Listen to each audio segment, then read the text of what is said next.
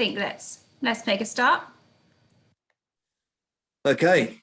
So here we go. So as an introduction, for the attendees who are not familiar with the Source Group, we are four brands. We're international recruitment specialists specialising in tech and life science recruitment.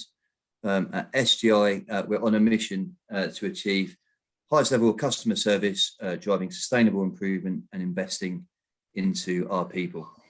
Over to you, Rebecca. And this year we've launched Source Talks Community, which is a global community bringing together experts, leading professionals to discuss the challenges and changes they face across their organisations. So we're hosting meetups and through our media series and pulling back the curtain to technology and talent attraction and building a powerful community of people on the same journey, looking to achieve similar objectives. So just a quick introduction from our hosts today. My name is Rebecca Lauder-Fletcher and I'm the marketing manager at Source Group International. And I'm joined by... Yeah, thank you. Yeah, I'm Thomas Laley-Deville, Managing Director for UK and Europe within the Source Technology Group. Okay, so to today's subject matter. We are discussing managing mental wellbeing at work in 2021. And it's an extremely relevant topic because, of course, millions of office workers like ourselves are sat at home remote working. And it is a year since we packed up our offices and came home to our kitchen tables, our dining room tables, or even our bedrooms or office setups if we're lucky enough to have them. And there is positivity and we're seeing change and movement with the vaccine rollouts and the easing of lockdown, but it's still vital to look at our well-being across our teams because there is still that blurred line between what is home and what is work, and that blurred professional and personal line that didn't exist before. So just a bit of housekeeping before we start. If you have any questions during our discussion, please add them into the question box and we will answer them after our panel at the end of the events. And this webinar is being recorded and will be available on demand on our websites for all attendees after the events. So. Yeah. Okay, so introducing to our panelists, and a huge thank you today for joining us. We're very honoured to have you here with us in our presence to share your knowledge. Unfortunately, one of our panelists, Gemma, is unable to attend today due to work commitments. She's had to attend to that last minute, but as promised and wants to absolutely be involved in one of the future Source Talks. So we're joined on the panel today by Kate Hayward and Paul McGregor, and we'll do a handover to do a short introduction to our attendees. So Kate, if you'd like to kick off and then Paul to follow, please. Yeah, hi everybody and thanks for attending today. My name's Kate Hayward. I am a trainer and a coach and I focus on resilience and well-being and leadership coaching. I'm also a qualified mental health first aid instructor and I focus a lot of what I do in businesses around resilience and well-being and leadership and the impact that that has on performance. And ultimately people's ability to live a happier lifestyle inside and outside of work.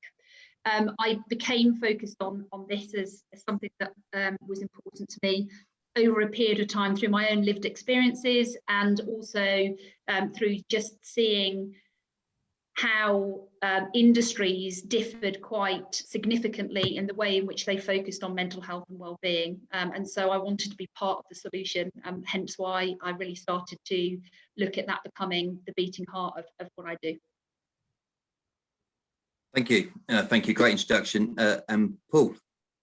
Yeah, sure. Thanks for having me. I appreciate it. So I'm the founder of everymindatwork.com, and if you would have told me at 17 years old I'd be sat here talking about mental health, I would have told you that is never going to be the case, because mental health is something that's massively important to me, and it, again, like Kate has said, comes from my own personal experience. And for the last 4 or 5 years I've been doing talks in organizations and outside of organizations, and Everymind really sort of came off the back of that, seeing that businesses still took a reactive approach. Businesses still looked at mental health in a different way than I did at that time.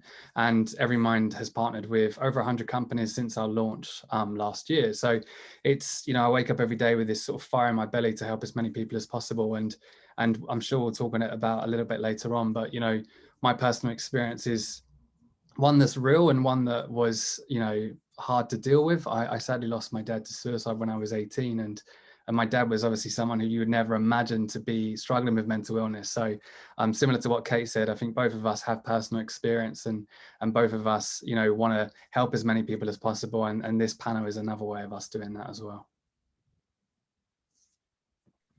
Great. And another amazing introduction. I think we can all agree for this subject matter, we're joined by two absolutely amazing people. So thanks again for joining us. I'm really looking forward to getting stuck in to the talk as we move forward. Okay, so before we head over to our questions, we've just got a bit of audience participation. We've got a poll, and the poll is, what is your workplace setup? So if you can drop a vote for us.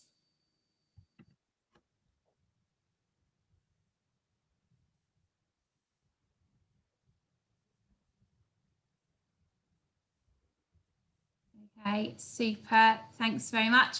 Thank you for those votes. And of course, as we predicted, the majority of us are working from home at the moment, with a few in a different situation of 50% remotely and 50% office. So kicking over to our questions. Yeah. So first one is to Paul. So throughout the pandemic, majority of 2020 and rolling over to this year, how has the awareness of mental health and mental well-being shifted during this time? Yeah, so it's definitely increased, right? There's more conversations about mental health now than there probably ever has been, which is a really positive sign. I talk a lot about the stigma around mental health and how that impacts people that might be suffering in silence. And equally, as I say, the conversations have definitely shifted. When it comes to the awareness, you compare it to potentially, back when my dad was 2009 to 2008, 2007, very little conversations happened around mental health at that time. I think Mind had only just started. There was only sort of, one or two charities at that time. And compare that to now, as you say, you've got panels like this, organizations doing more, you've got celebrities talking about mental health and their own journeys. So the conversation is moving, which is good, but at the same time, it's kind of sad how a pandemic has forced us to now have to talk about mental health. For me, we still treat mental health very reactively, almost until there's a crisis situation, then we'll do something about it, right? And this is what's happening, especially within organizations. The reason why organizations are now saying we need to do something for our staff is because everyone's struggling, right? Everyone's really struggling with their mental health, and that's sort of being apparent. So it's kind of sad, how many people have to get in crisis, how many lives do we need to lose before we start to talk more about it more openly, and for people to realize, we all have mental health. Why can't we talk about it as openly as we are here? But yeah, definitely, for me, one of my biggest concerns with increased awareness is still the lack of intervention. You look at stigma and awareness. It's great. We need to move that sort of conversation on. But when that conversation has moved on and more people say, hold on, I can go and get support, what then lacks is intervention and accessible support, and support that's available for individuals. So really, yeah, definitely the conversation's moved on. It's very positive to see, but we are very, very far behind where it needs to be in terms of that stigma and in terms of providing that accessible support as well. Great. Amazing. Thank you very much. Go over to Rebecca. Okay, and Kate, just a question for you. What are the challenges and opportunities for rethinking mental wellbeing supports in organisations? I'd like to start with the opportunities if we can, because I think that that's a good thing for us all to be thinking about.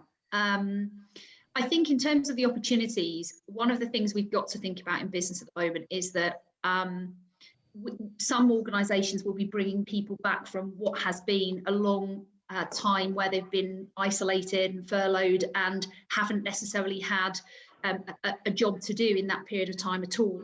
And so I think we have to, first of all, start the conversation around how do we, there's an opportunity there in my mind in terms of how do we rebuild trust with people that we're bringing back into the workplace, and whether or not we're bringing them back in to physically sit in an office, or whether we're bringing them back into their role after a period of furlough. I think rebuilding that trust and really seeing that as an opportunity is important, because there's a lot of resentment that's built up with people on furlough where they haven't felt like they've had a value or a purpose, and they've not felt like they've been part of the solution. And I think that's been, you know, from my understanding, built up quite a lot of resentment in some people. And I think we need to try and understand how people are feeling on an individual level and be able to put things in place that can really help people to rejoin the organisation and the organisational culture and feel an intrinsic part of that and the future of the business moving forward. I think, you know, the other thing that I would say is that a lot of businesses that I talked about wellbeing strategies, it's this strategy that sits alongside everything else that's happening in a business. And for me, it's about wellbeing becoming part of the workplace, not it being this something that sits as a separate strategy and it's a process that runs alongside. I think the opportunity here is we need to rethink how we see wellbeing, and it shouldn't necessarily be something that is separate. It should be knitted into the fabric of an organisation, and we should be thinking about, you know, job descriptions that also look at well-being as a part of the role, as opposed to just the skills and the job that they're executing. How do we make that as part of the job? And I think that is a really big opportunity for organisations, and that I think will change cultures, and it will have a much bigger impact on how people perceive well-being. It's not something I can opt in or out of. It's something that is part of our organisation. It's something that's part of my role. I think that's a really big opportunity. And I think it's also about another thing that I would see as an opportunity is about how we can be more inclusive. Because you mentioned stigma, Paul. There is a lot of stigma still, and this pandemic hasn't taken that away. If anything, actually, I think there's still a really big risk of stigma, because there have been people that have never had any cause to even consider their mental health, and all of a sudden people have been thrown into situations where that's got to be a conversation they're having. Now, these people may well have been very confident, very bubbly, very happy-go-lucky individuals, and that might be the way that they've been described for the whole of their life, and all of a sudden they're having to go, hang on a second, what's wrong with me? And so it's not just the stigma of other people, it's the self-stigma. I don't want to talk about it because I don't want to be seen as different to how I'm perceived. So I think there's an opportunity to really be much more inclusive and to really start to think about how you make it okay to have those conversations, and how you make it something that people do not feel afraid of doing. And I think that's something that there's a big opportunity there, and there's a lot to think about around that, but I think that's really important. Yeah, I'll make perfect sense. I think some of your points really resonate to me, like both of you already, but I think it's a huge opportunity. And even if it's just a very basic level, looking at the type of language that we use on like a day-to-day basis. I mean, I think within most jobs, if you work for a big four consultancy or recruitment industry or banking and finance, you know, you're used to hearing people saying, oh, I'm back to back. You know, it's normal, but you're thinking, actually, someone said to me, I'm back to back. And like, well, have you had a break today? Well, not really. And I think you need to encourage people, you know, to help them not be back to back. You know, naturally everyone's got busy jobs from busy professions, but we need to kind of really understand at a very early level, you know, and identify mental well-being and the best practice for that, rather than absolutely stepping, as you said, Paul, earlier, right at the last possible stage when it reaches crisis point. And as you said, Kate, I think there's a huge opportunity now for us to really understand the language, the terminology, and setting the right kind of culture and such to ensure that you have an inclusive best practice. We know that early intervention is critical, and if we can have people in our business, like mental health first aiders, for example, who, or in the recruitment industry, we've got something called mental health in recruitment, and they are putting champions into businesses, and it's an incredible initiative run by a lady called Rhonda D'Ambrosio, and she is all about building awareness, and that's what that initiative is about. But I think that the principles behind what she is doing with a group of champions, I'm a champion for them as well, is really trying to build awareness and make those conversations okay to have. And it's all about making sure, in a nutshell, that we are making that early intervention, and making people not fear having that conversation. I think that is incredibly important, just getting in before it becomes an acute issue for somebody. What are we doing as a business to support somebody very, very early on? Yeah, just on the back of what you were saying about language and stigma, it's one thing that not a lot of organizations focus on, because it's the thing that takes the longest time and isn't going to change overnight. So I always say businesses have been too focused on the what and not the why. What do you have for your employees? Oh, we have mental health first aiders, we have an employee assistance program, we do a talk on mental health awareness week. Why do you do that? I don't know, well, we have to. And that why is the big part that a lot of organizations are missing. And that big why is, why are you doing this? How are you trying to change culture? Because as you said, Kate, stigma is slowly going away, but I see stigma as like this huge brick wall. You've got this tiny little kid's hammer and you're just tapping away at it. It's not going anywhere anytime soon, because me talking about my mental health and being more open doesn't change the fact that, sadly, the word that I associate with the word mental is crazy. And that's because of what I've been conditioned and educated and understood to know what mental health is. Mental health for me was straitjackets, padded cells, however brutal that sounds. That was what I was taught. So why do I want to talk about my mental health? Why would my dad want to talk about his mental health? So as you said, Kate, that takes generations to change that. It really does. I think, but I know so many more people that actually it's the way in which they view themselves. It's their self-stigma that is just as much of a problem as how they believe other people are going to stigmatize them if they say, that whether they've got a diagnosed mental illness or whether they are just not feeling so mentally fit right at the moment. It's that stigma. It doesn't matter what it is. There's a stigma, and it's a stigma often that resonates from within someone and then is projected onto how they believe other people see them. Just in answer to what you've just said there, Paul, what's really interesting about that is that I think you're right. People have an employee assistance program, for example, which is a service, but a service is one thing that somebody can access. It's an event or it's a something that people can access if they want to, but it does not change a culture, because it's what drives how people use that service. It's the language used in the business around that service. It's the way in which leaders role model and implement and embed the process and around the service. I call it sort of process versus practice. That's a process. Great, we have an employee assistance program, brilliant, we've got the process in place. But in practice, how do we actually make that matter? How does that change the culture? How does that change the language we're using in the organisation? How does that change the way in which leaders are leading? That process and practice thing is really important. And that comes back to another opportunity that I see there being, which is how do we measure the initiatives that we have in a business? And are we effectively measuring their impact? Or are we just saying, drink more water because we're told to say drink more water? Here's a fruit bowl, have an apple, you'll feel better. Go for a run at lunchtime, it'll do you some good. Like, are we saying it for the sake of it? Or are we actually saying it because we want it to have an impact? So how are we measuring the impact of what we're doing? That is an opportunity for every organisation.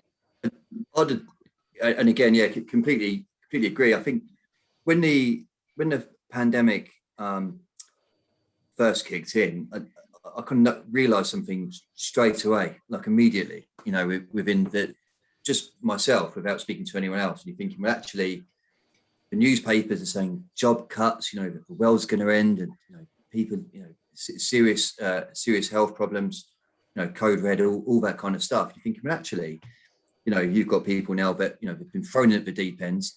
Never's ever been in this situation before. How confident is someone going to be to say that they're struggling, whether it might be from a technical skill set perspective or from a mental health perspective, because they're reading the papers and they're thinking, well, hang on a minute, everyone's losing their jobs. I've got to show that I'm okay. I've got to show that I'm dependable. I've got to show that I'm strong. I've got to show that you can, don't worry, I've got this. And actually, as one of the MDs of the business, I actually had to, sometimes the first parts of the conversation was actually, coaxing people, it's fine, let's be open with each other, let's lower the barriers and we can do this together. And I think sometimes those different factors that come from external sources have a huge effect on individuals and collectively teams of people.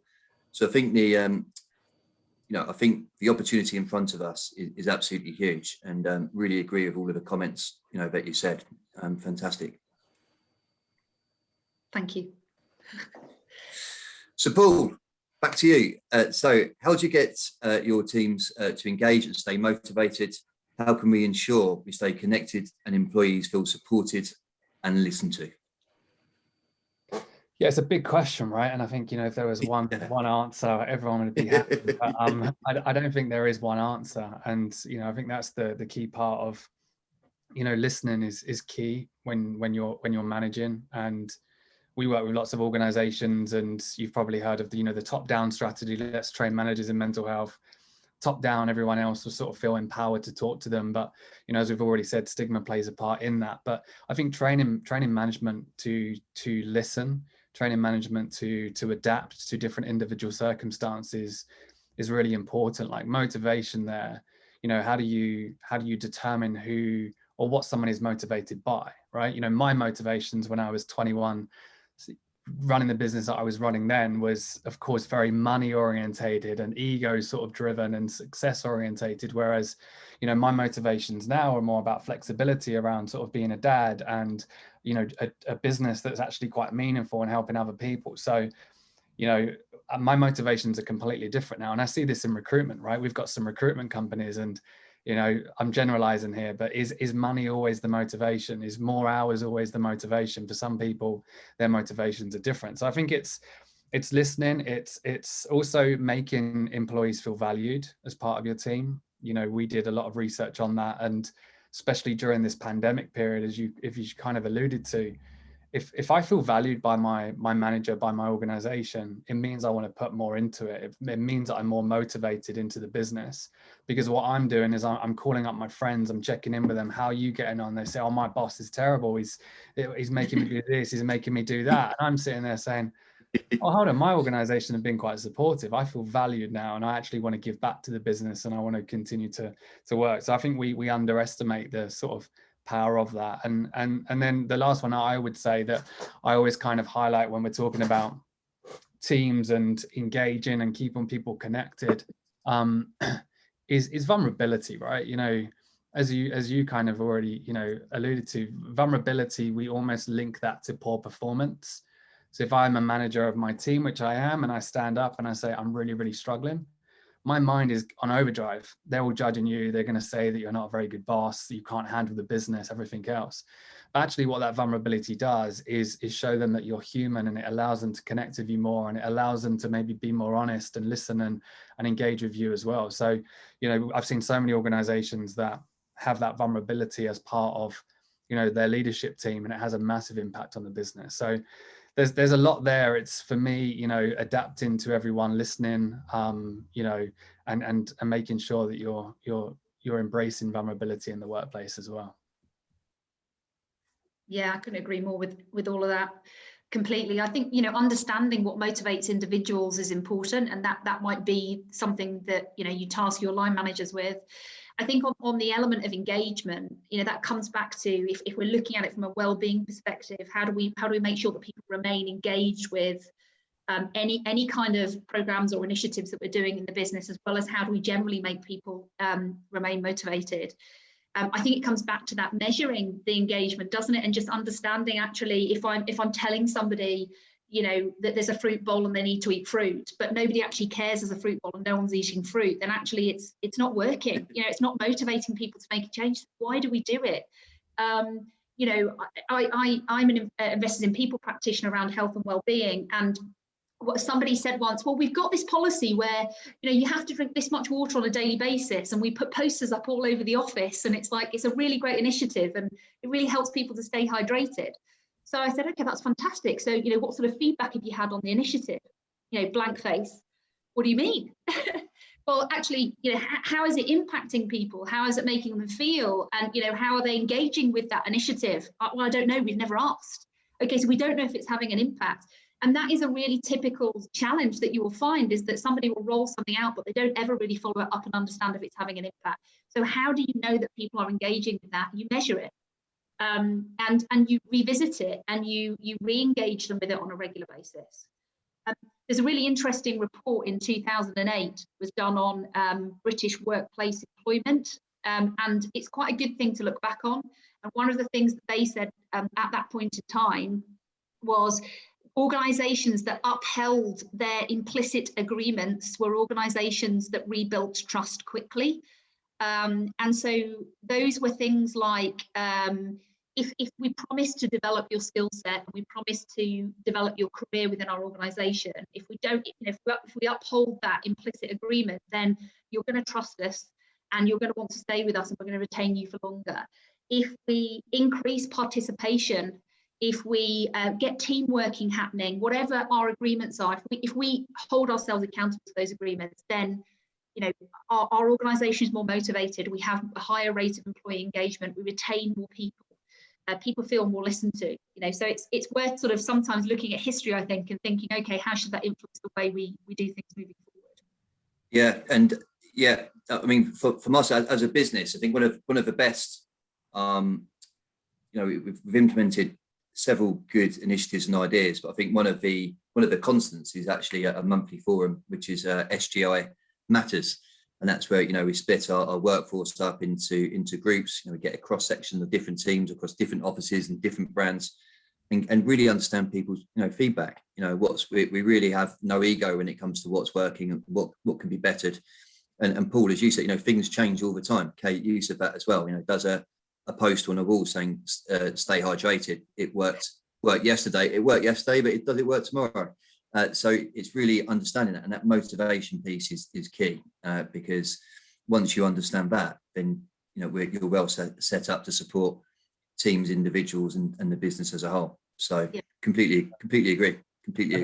Just diving in on that as well. Data drives a lot, and it's what we focus on within our business. Is we have an app that's available, but that app then drives anonymous data back to HR or the business, and it kind of highlights around lifestyle and sleep and everything else, and then it's like, okay, let us help you with that strategy. What do you do with that data? Rather than saying, oh, I think we should do a talk on sleep, and then having nothing to back up if your employees need that or not, and you're just throwing mud at a wall and hope that it sticks. It's let's focus on where your employees actually need help. And we work with a manufacturing company that's massively different to a tech company, right? The way that you engage with employees in different industries changes as well. But engagement's key, and especially if everyone's still working remotely. One thing that I've noticed with engagement is I don't walk past you and ask you how your weekend was on the way to the kitchen to make a coffee, and I'm also not probably going to say to you, hey, do you want to jump on a quick 1-minute call so I can ask you how your weekend was before I crack on with my work? So those kind of like check-ins aren't happening as much. So some of the advice I always give is like, just be 1% better, do 1% more than you did yesterday. So what that means is you don't have to be a perfect manager, but maybe check in on someone or do something else for your team member. Just don't feel overwhelmed by it, but just be 1% better than you was yesterday, and try and engage with your employees in a different way. Great, love it. Great, a great line, a great tip to finish off that particular question and topic. So on to the next one. Yeah. Thank you. I'm taking that away with me, definitely. So final question to Kate. What mistakes have you seen reactive companies make when managing employee mental well-being? I think just as much as there's lots of opportunity, there's also lots of mistakes that we see happening. I think Paul mentioned one of them is where people chuck a load of mud at the wall and hope some of it sticks, and that's because people aren't actually surveying their organisation to find out what it is that they need. And also some organisations just decide to do stuff en masse without considering the environment in which people are working in, or the type of industry that they're operating in, or the type of teams that they're working in. So I think you've got to really, as a business, consider environmentally and individually what are the best ways for you to protect the well-being of your workforce based on the personality, the typical traits that you're dealing with across the business, but also it is just a one shoe fits all thing. We have individuals, and we have to understand the individuals that sit in our businesses, and that has to come from leaders. Leaders have to get to know their individuals on not just for example, if you've got a group of leaders and every single conversation is fully loaded and focused on like, what have you done today? How are you going to get it done? What are you going to get it done by? Then actually there's no room to have that unloaded conversation, which is just, is what I would call it, have an unloaded conversation. How are you? What's happening for you? What's going on? Like, make it unloaded. Don't make it focused on results all the time, because it doesn't help. And I see that happening all the time, particularly remotely. People just take people's time and whip through a load of facts and data and information, and then sort of, aspirate. Is it like Harry Potter? Does he aspirate? I can't remember what it's called, but he sort of zooms in and zooms out, doesn't he? Yeah. Like dives in and dives out. And I think, it's like, they sort of Harry Potter in, Harry Potter out. It's like, what have you done today? When are you going to get it done by then? Shoop, they've gone again. And instead of actually just turning up and saying, Are you saying not every company has a magic wand, Kate? I am saying that. I am definitely saying that. I don't think that's in the toolbox of any of my clients. But yeah, so I think, we have to make time as leaders for actually just having a simple conversation with people. And sometimes I need to Harry Potter myself into a virtual room, and I just need to say, how are you? What's happening for you? And I just need to have a conversation. I don't need to make it all about work. I think that's a big mistake I see. Also, I think organizations, they don't opt for they opt for the beanbag over the experience. Is the easiest way to look at it. Is they opt for we've got a beanbag in the corner, you can sit there and have a cup of tea and chill out with your feet up. That's going to make you feel better. Instead of actually, what's the experience that people need in order to get the advice that they need, to build the relationships that they need, to get the support that they need, to access the resources that they need. It's not about sitting on a beanbag. It's not to do with beanbags. That doesn't fix people's mental well-being. It's all of the other things that are important, and they are experiences that people can physically experience, and it's things that they can access that really has an impact on them as individuals. There's loads more I could add, so I could keep going on in terms of what I see as the mistakes, because there are a lot of them. And I think it's really important for businesses to very intentionally think about, when they're managing employees, how can we make this matter to individuals and teams and the whole organization, and what is it we're trying to achieve here? Are we trying to achieve a quick fix? Because that's only going to help us temporarily, and it's going to take us almost as much time.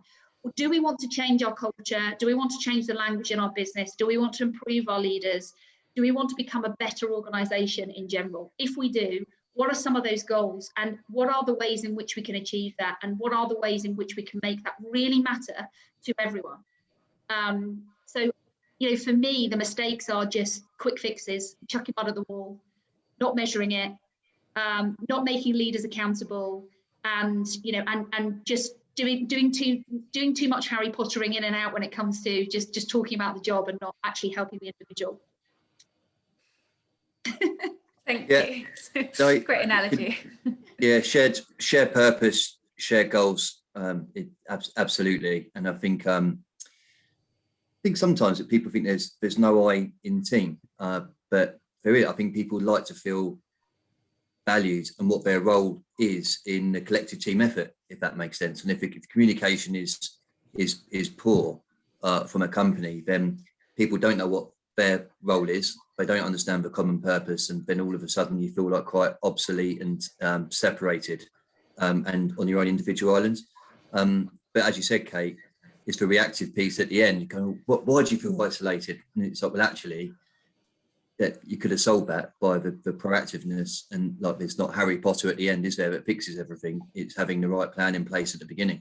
So that absolutely makes sense.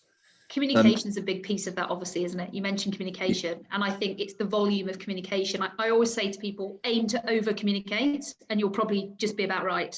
Aim to just communicate and you probably won't get it right. So it is a mindset around that, isn't it, in terms of what levels of communication you have with your business. Yeah, that makes sense. I think just quickly as well, I think that one of the biggest mistakes is not prioritizing it quick enough. And this is probably going to not be controversial, but this is just me coming at it from a emotional point of view rather than a business point of view. But, you know, we say that we prioritize it, but are we actually prioritizing it? For a lot of businesses, they believe it's only a small cohort of employees that are struggling with their mental health. They have no idea the size of that cohort that could be struggling. And what I mean by that is they know potentially, oh, it's these small cohort of people that have said they're struggling with mental health. They never believe it's their highest performers, their most creative, the other people within their business, and they don't worry about them. And I've been there myself, right? My dad was that person that you would never even question that he was struggling. But he did, and you hear of stories like this all the time. I'm not the only story. So it's about making it a priority. And the sad reality is they don't make it a priority until something bad happens. And then it's like, we need to fix this. We need to do something about it.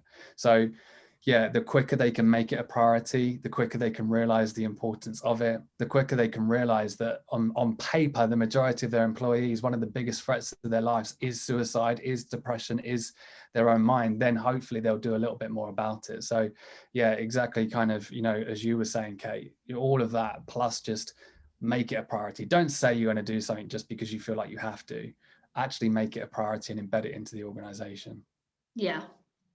Absolutely. There's a bit of a myth, I think, isn't there, Paul, around if we talk to somebody about mental health, all of a sudden we're going to have people coming out of the walls, you know, walking across the office like zombies, going, I have a problem, please try and fix me. And it's like, it's you know, it's just like the amount of people that say, no, but if we start talking about it, everyone's going to come out of the woodwork and it's going to take up so much time, we don't have the time for it. And it's a massive myth. Yeah. You know, if you talk to people about it, you know, actually, it's less likely that that's going to happen. If you don't talk about it and you don't get there early, it's more likely it's actually the opposite. You know, it's normalizing it that makes it something that you can support people with. Not normalizing it, stigmatizing it, pushing it under the carpet. That's when all sorts of things are going to start coming out the walls. You know, it's just like. Yeah, I agree. Know, I've been told, and you might have heard it before, I've been told probably on 2 or 3 occasions, if you come in and do a talk, are you going to open up a can of worms? And I've had that said to me, right? And I always kind of say, if I can give everyone a mental health problem, then I'm more skillful than I know.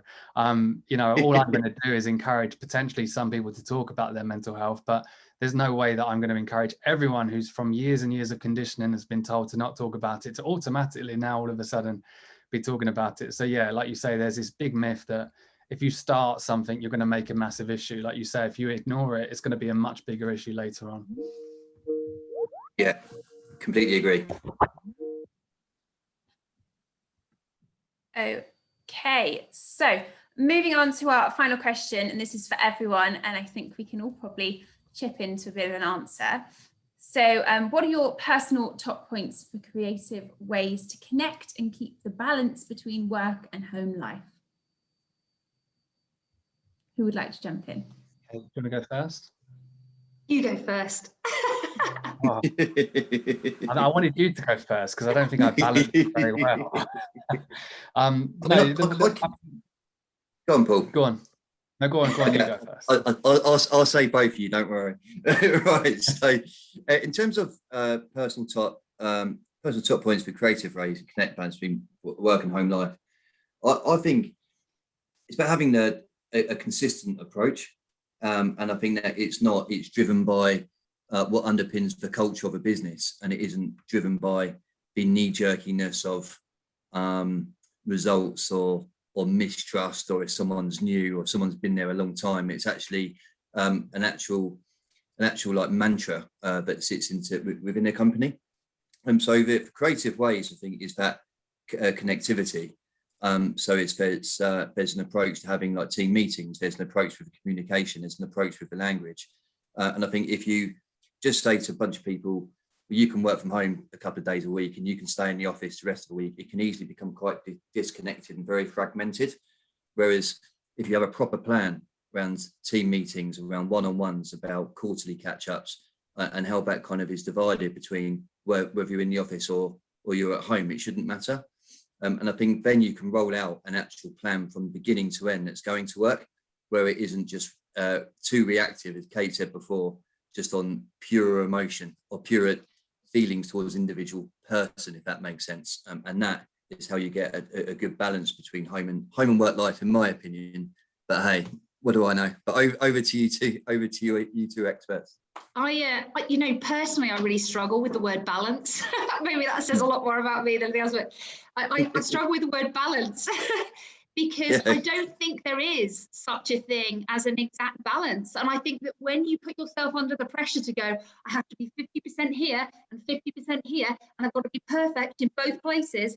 Actually, for me, it makes me start to focus on like, what am I not doing over here that I should, I'm over here and I should be over there. And oh no, actually, I think if you think about sort of harmony as a way of looking at it, it's, for me, it's a better word, because actually, if I feel like I've got personal goals and professional goals, and I'm working towards achieving those goals, then actually on a particular day, if I'm 70% work and 30% life, then actually for me, I'm still achieving a purpose. I'm still intentionally choosing to do that in order to achieve that goal, which ultimately by achieving that goal, I feel so much better about myself. So actually for me, if you look at it as harmony, then when we remove the pressure of balance, which, to be quite honest, when the idea of work-life balance came in play, it was probably around the baby boomers, wasn't it? Where, everyone was expected to, to be, in inverted commas, perfect. And, let yourself off. There's no such thing as perfect. You're never going to be able to be equally dividing yourself to one place or another. I think when you look at it that way, for me, that makes you feel loads better. In terms of the creative ways to keep connected, I think there's loads of things that people can do. And loads of ways in which people can be connected. And if we relate that back to well-being, I think what's stopping people from jumping on FaceTime and having a meeting whilst they all walk a couple of miles, right? And they're chatting to each other so that we're getting out, we're getting fresh air, but we're also doing our job. Like, why not? Like, why can't it be that we use to connect ourselves? Why can't we have apps that log our miles, and we can all see who's walked where, and we can share routes if we live in similar locations, and actually that's a different way of connecting, but it's really great at encouraging and role modeling well-being. The British Heart Foundation, actually during the pandemic, have done something I think is fantastic. It's a really simple idea, but they have an initiative called Curious and Connected. And all they did was every single Wednesday at 10 o'clock, they would open up an internal communications channel. And on the channel, they would update everybody, whether they were furloughed or employed, on everything there was to know that was going on in the business, and ideas for ways in which they could do some self-care. But people started to get really excited for Wednesday at 10. And actually what it did is it brought everybody together into a central location, and it kept everybody informed on everything that was going on. And it made everybody feel part of a community. And so if you really think about it, these things are simple to do, but they have such a massive impact on people. And that really resonated with me. I just thought Curious and Connected was two really great words, and also just the simplicity behind the idea. It is creative, but it's simple. So, don't try and overthink this. Just think of the simple stuff. That's great. That makes a lot of sense. I don't like the word balance either, but that's when I'm attempting to dance. But that's on a completely separate topic. Over to you, Paul. Yeah, no, I was going to say, personally for me, this is why I didn't want to answer this question, because, I work too much, right? But yeah, the way that I see work-life balance, and I've been trying to, like you say, define it, and I think everyone can define it differently, is as I love my work, right? And what I'm building, but equally, I don't take away the fact that I love my kids, I love my wife, I love my family, I love spending time with my friends. So when you're looking at work-life balance, as you were saying, Kate, I've always wanted it like that. But the way that I see work-life balance is it's like this constant sort of seesaw, if that makes sense. Like, I've been working a lot recently, so I know that potentially in a week or two, I'm going to have to do that, right? I'm going to have to go all in on family, all in on myself, all in on everything, and work comes less of a priority, and then it will go, and then it will just constantly be like that. But I think, as you said, when I was trying to balance the two, I was judging myself when I was doing this one, or judging myself when I was doing that one, and it becomes hard to manage. And I think that can be related back into, as you say, how do you engage with your team? It's about, you know, educating them on the importance of work-life balance. And again, I talk about it quite a lot, but prioritizing mental health as well as work, right? You know, my mind is naturally conditioned to say, right, I've got this massive to-do list. Yeah, I need to be starting work at 7 and finishing at 10 p.m. to get through that. And my mind will trick me and say, you haven't got time to go for that run. You haven't got time to take 15 minutes out of your day to go and, you know, have lunch with your wife. It will tell you that, you know, you can't do any mindfulness. You haven't got time for that. But what I find, and what everyone knows, is when you do that, you are more productive, you are, you know, harder working, you do get more done. So it's, if as a company we can kind of set that tone that, as you've said, we're back to back, that isn't really the way of highlighting that work-life balance is important. So the more we can do as an organization to try and get across the fact that self-care is a priority, self-care is not a luxury, then definitely, you know, more people can kind of hopefully balance work and life. Fantastic. Brilliant. Thank you. Thank you very much. So, Rebecca, some questions? Yes. The so thank you attendees? very much. Oh, sorry. Go on, sorry. Over to you. Thank you. So thank you very much for those answers and a lively discussion so far. So we've now kind of got about 10 minutes or 5-10 minutes for questions, if we have questions coming through from our attendees. So I do already have one that was sent through, so I'll jump to it first. And the question is, what is the ecosystem of external influencing factors over the next year that will have an impact on mental well-being, and how would you say we approach them? So if I throw that over to Paul first. Well, I don't know if I'm the best not. one to answer. Kate, do you reckon you can jump in on this one first? I think what we, just to clarify, what I think whoever's asked that question, what I think we mean by ecosystem is the things that will directly affect people's mental health over the next 12 months is what we mean by that. I think it's important just to clarify that, because, you know, therefore I think, you know, that there is a pretty endless list, isn't there? I mean, if we actually do decide to stay fully remote, and we asked people at the beginning, then of course there's continued isolation, you know, that will have an impact on people. There's people's less than you know, standard working environments where they might be sitting at the wrong desk in the wrong room with no natural light. You know, these things will continue to impact people.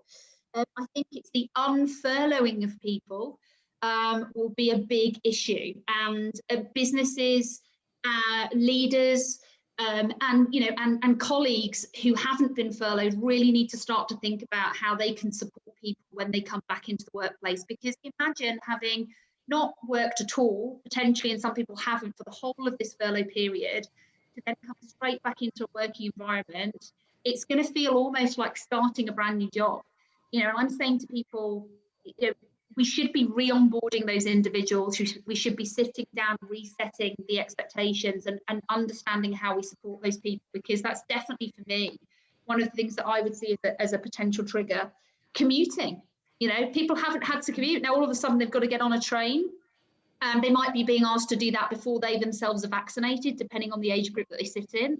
And so, you know, that's definitely going to be something that people are going to think about. But also, aside from the potential risks of catching COVID, I haven't commuted. I've potentially used that time to really set myself up in a different way in my job. And so now I'm losing that time potentially. And so actually that's definitely has an effect. So for me, it's anything that I think affects somebody and might affect somebody differently. And those for me are the things that just jumped out when I thought about that.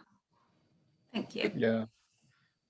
Yeah, no, just on that as well, like you say, it's again, it's a big question, isn't it? Because everyone's individual, and I think if as employers can be more flexible with that return to work, then they'll obviously do a lot better with that. And for me as well, it's the whole socializing element of it too. You know, for a lot of people that are quite extroverted, they're desperate to get back to socializing, but for those that are more introverted, just probably socializing for 20 minutes is going to exhaust them.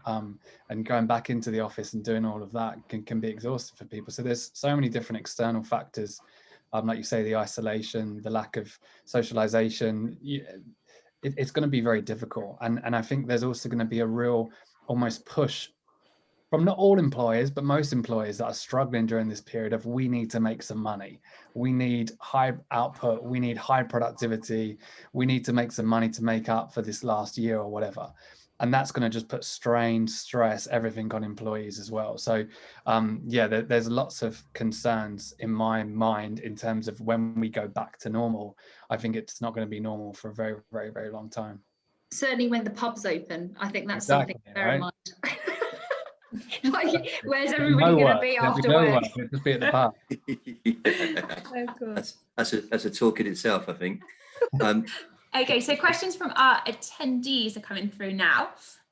First question, how can you talk with your employer about your mental health if the awareness and environment isn't common for the employer? You go, Paul. Yeah, it's you know, it's a good question. And it's also a very, I don't mean to say this patronizing, but it's also quite a sad question, because it is something that happens so often. If you are someone that's struggling with your mental health and you don't feel like you can speak to anyone within your organization, you know, that's a very challenging situation. In my experience, when I was really struggling, I felt like I was the only one. And the reason why I felt like I was the only one was because no one was talking about it. But the reality is, lots of people are also struggling. Lots of people are willing to talk. So it's going to take a lot. But if you have the courage to just go and speak to someone about it, whether that's a colleague you feel the safest to do, or whether that's potentially finding out if there is a mental health first aider in the business, or HR, or your manager, whoever it is, if you have the courage to be as honest as you possibly can, and you might be surprised with the response that you will get, especially if they're quite a compassionate person. So I think you feel very isolated and alone when you are dealing with your mental health, and no one really talks about it. But you'll be surprised that there's a lot of people probably in your business that can relate to what you're going through as well. Yeah, I fully agree with that. I think actually sometimes we build up those conversations in our head to become something that they don't need to be. And I think we potentially, if we are the ones who are experiencing something right now that we want to talk about, then we worry about somebody then looking at us, like you were saying earlier, as though we're mental. Like Paul was saying, you know, if I'm talking about it, then maybe someone's going to think I'm mental. You know, and again, it comes back to that stigma, and it comes back to that self-stigma. But generally, I would reassure you that whilst there may well not be a big culture of talking about mental health in a business, I would urge somebody, just as Paul said, to think about all the different people that you could have that conversation with. And if sadly you decide there is nobody in that business that you can talk to, then start having conversations with people outside of the business. Choose a friend you feel like you can confide in.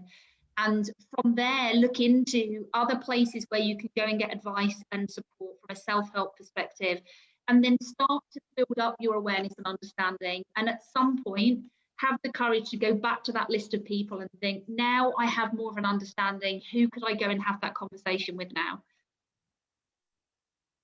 Thank you both. So moving to the next question.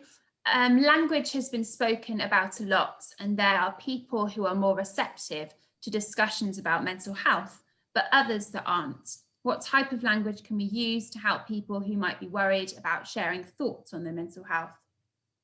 I've got a good one on this one. I say it's good. Just really put it up in the sky now. I've got to. You know, we did a lot of work with so one of our clients is a construction company called Waits, and they've got sort of 4,000 employees, and they do a lot for mental health. And I mean, some of you are probably aware the suicide rates in the construction industry are shockingly scary. And one of those potential reasons is the male dominant environment. You know, suicide remains the biggest killer of men under 45. So, you know, I'm speaking on myself here. The biggest threat to my life is my mind. It's my own mental health. So this is why it's a priority to me. But how do you engage with those people that do not want to talk about mental health? And I think the biggest challenge is, you know, when I say the word mental health, I even naturally default into mental illness. I go to depression, anxiety, stress. And as I said, my perception growing up of mental illness was straitjackets, padded cells, and personalities that I didn't want to I didn't have in my life, right? So when you say to me, let's do a talk about mental health, I would run a mile, because I didn't want to touch that. So it's about the language you use around that. Resilience, right? We deliver resilience workshops, and resilience workshops are more well received. To me, all resilience is let's talk about our emotions and how we can manage our emotions and be more resilient. But hearing the word resilience almost makes it sound different to the word mental health. And equally as well, one thing that we've seen that's worked very, very well is, if you're trying to engage conversations about mental health, try and embed it in different ways. Like I heard you guys saying that you're doing like a physical challenge, trying to go from this place to this place by running and everything else. That gets competitive, and guys want to get involved in that, and everyone wants to get involved. But embed some conversations and awareness around mental health as part of that challenge, because now you've got a different type of audience who want to speak about it. If you just do mental health sessions, you're only going to attract a certain, potential, area of people. So I would try and sort of package it up in different ways. Yeah, I agree with that. I think sometimes around mental health, we do have a lot of fears around the words that we use. And, for example, a lot of people wouldn't want to say mental illness, because they wouldn't want, somebody to feel like they're sort of diagnosing them with something, or highlighting the fact that they have a diagnosis if they have one. So actually, there's a lot of fear around language. And one of the things that I would say to people, particularly if they're in a mental health first aid role, we've got to try to communicate with somebody in a way that they receive it well, and that they want to continue having the conversation. Yes. But if somebody was to say to you, I am suffering, and you were to say, I'm really sorry to hear that you're suffering, then that word in a different context might not actually be the right word. But within that context, it's okay to say that. So, and also, you're doing the very best thing that you possibly can already. You are engaging somebody in a conversation.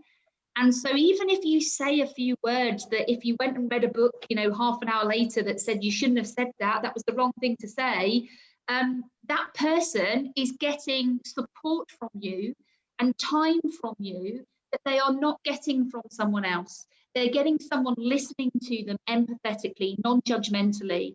And so if you say a few words that in a textbook it would say you shouldn't really have said that, please let yourself off the hook, because you're doing something already that's incredible. You're having a conversation.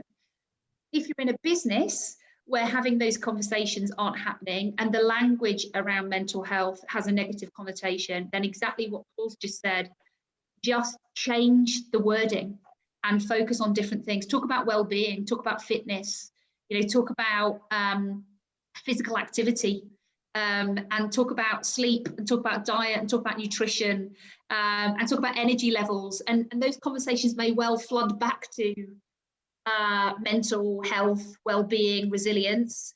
And you might get people opening up to you, but you've not had to use those words. Yeah. And just to add, amazing answers. It gained so much knowledge during this panel talk so far. I think just to have my sort of take on that, for me, I think is sort of follow up and consistency. Because I think you can have amazing discussions, really open discussions. I think if it's just sort of just left there, if that makes sense, and then that person's fantastic when they've got time, or when they're in a good mood, or when they're available. And then and I think there's so much, as you said, Paul, earlier, be that 1% better. And sometimes that 1% difference can make such a huge difference. And, to really important conversations that are just completely necessary. And as you both have said, prioritization. So we need to be prioritizing the topics we've discussed today. And as we said, communication is absolutely key. So yeah, no, fantastic. Now, we do have a few more questions that have come through, but we've unfortunately run out of time. So we will follow up with answers from the panelists in our communications after the event. So all that leaves us to say is thank you very much for attending today, and thank you to our panelists for those incredible answers and expert information around our subject matter. Thank you. All right, thanks for having me. Thank you. Thanks for having me too. Yeah, thank you very much. Yeah, we look forward to seeing you again, all the attendees within our Source Talks community. We will publicise the next talks that are coming up throughout the rest of the year. And we couldn't have done this without the expert opinions and knowledge from Kate and Paul. So thank you so much again. And we'll see you soon. Thank you for attending. Thanks. Thank you. Cheers. Bye.